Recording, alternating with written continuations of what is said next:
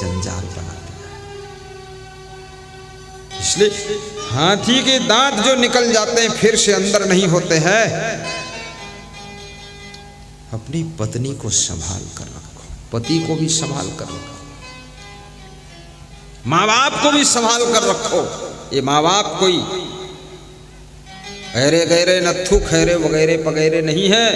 ये माँ बाप बहुत बड़ी पूंजी है, दौलत है। मैंने सुना है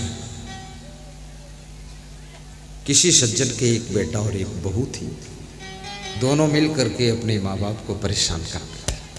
सोकर नहीं उठते थे, काम नहीं करते थे, फिजूल खर्ची करते थे, अंड बंड बात करते थे। माँ बाप बहुत परेशान हो गए। माँ बाप उनको रोज जगाते थे, उठो जागो चलो ये काम करो वो काम करो, रोज उतना ही बता पाते थे। बेटा नाराज हो जाता था, मत जगाना मुझको खबरदार। बहू भी बहुत नाराज होती थी। सोने वाले लोग जो ज्यादा सोते हैं, पहली गलती ज्यादा क्यों सोते हो आप? दूसरी गलती जगाने वाले से गुस्सा करते, ये दूसरी गलती। तीसरी गलती जगाने वाले से दिन भर नाराज रहते कि हमको जगाया क्यों। अरे धन्यवाद देना चाहिए, कम से कम जगाने का परोपकार तो किया इसने। तो धन्यवाद के बजाय 2 लात मार देते। बहुत बड़ा मुंह फुलाते हैं, गुस्सा दिखाते हैं कि तुमने जगाया क्यों। अरे तो मैं नहीं जगाऊंगा तो कौन जगाएगा भाई? जब मैं तेरा बाप हूं तो जगाएगा कौन? कौन जगाएगा बोल? बाप के अलावा कौन जगाएगा? बाप से ही तो मतलब है, जगाना तो पड़ेगा। और नहीं जगाना है तो तू खुद जाग जा। तो खुद जागता नहीं है और जगाने आता हूं तो बोलते जगाते क्यों हो? तो जगाऊंगा नहीं तो काम बिगड़ रहा है, तो काम बिगड़ जाने दो। तो वो लड़का और बहू दोनों बड़ी नाटक कर रहे थे। बाप परेशान हो गया। तो बाप ने कहा, एक दिन बहुत प्रेम से, चतुर बाप था, बुलाया और 1 लाख रुपया दिया उनको।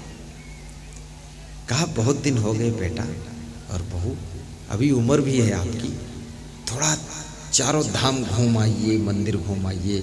अभी तो हमारे में घर संभालने की क्षमता भी है, तुम जाओ। 1 लाख रुपया मिल गया।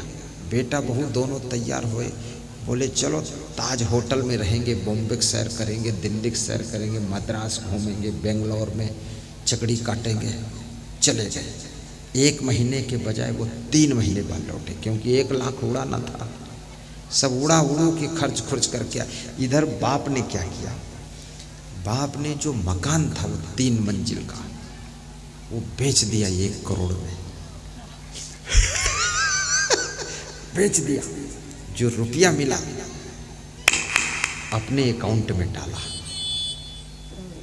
और पत्नी के अकाउंट में डाला, अपनी पत्नी। और ये किराए के मकान में जाकर रहना शुरू किया।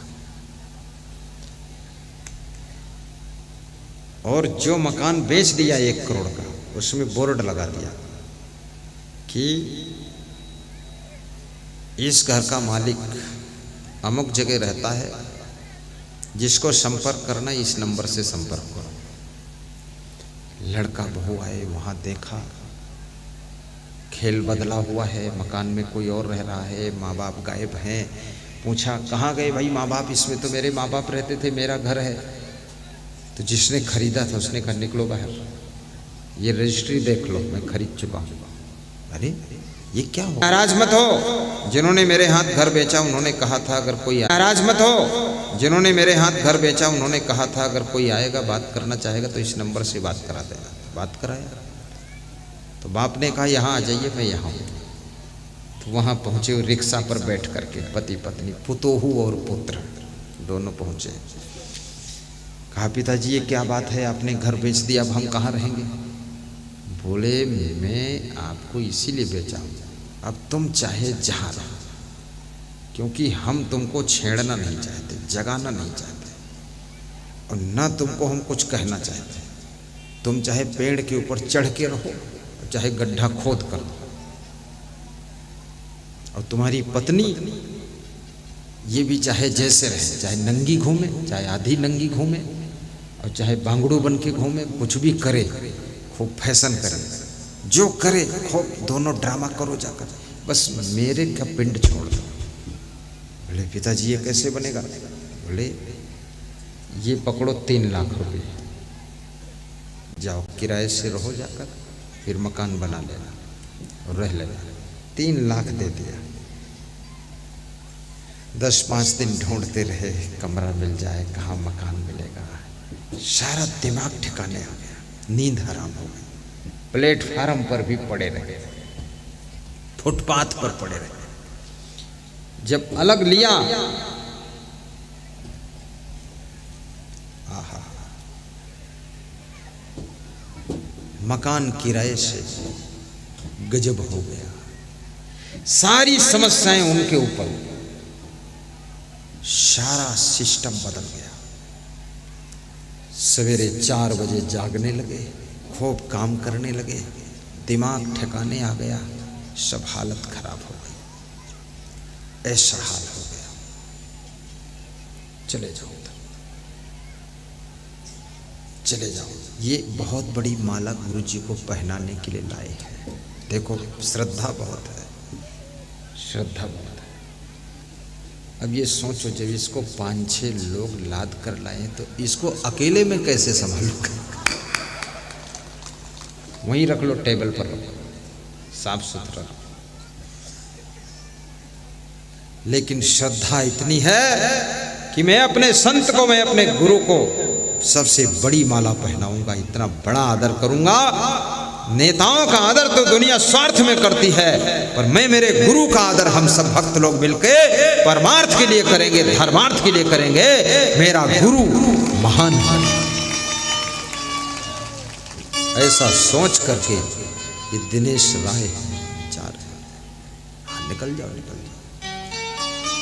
मैं सोचता हूँ कितना प्रेम है इनका, बहुत प्रेम है।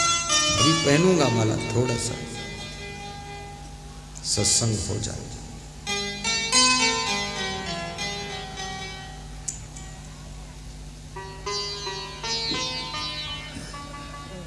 माता पिता सुखी रह रहे हैं, बेटा बहुत दुखी है। 2 साल के बाद आते हैं, पैर छूते हैं, कहते माफ करो पिताजी, क्षमा करो सासू जी, अब गलती नहीं करेंगे, एक साथ में रख लो तो ठीक है। नहीं नहीं, आप अलग रहो, स्वतंत्र रहो, जो मन हो करो जाकर के। याद रखना, अपने पिता को इतना तंग मत कर देना कि आपका पिता जब अपनी चाल बदलेगा तो तुम्हारा हाल बिगड़ जाएगा। गुरु को इतना तंग मत कर देना, नहीं तो शिष्यों की हालत खराब हो जाएगी, ये भी याद रखना। और किसी को भी तंग करना बहुत बड़ा पाप होता है। आप किसी को तंग करोगे, दुख दोगे, 10 गुना दुख तुमको वापस मिलने वाला है। अपनी बहुओं को भी तंग मत कीजिए।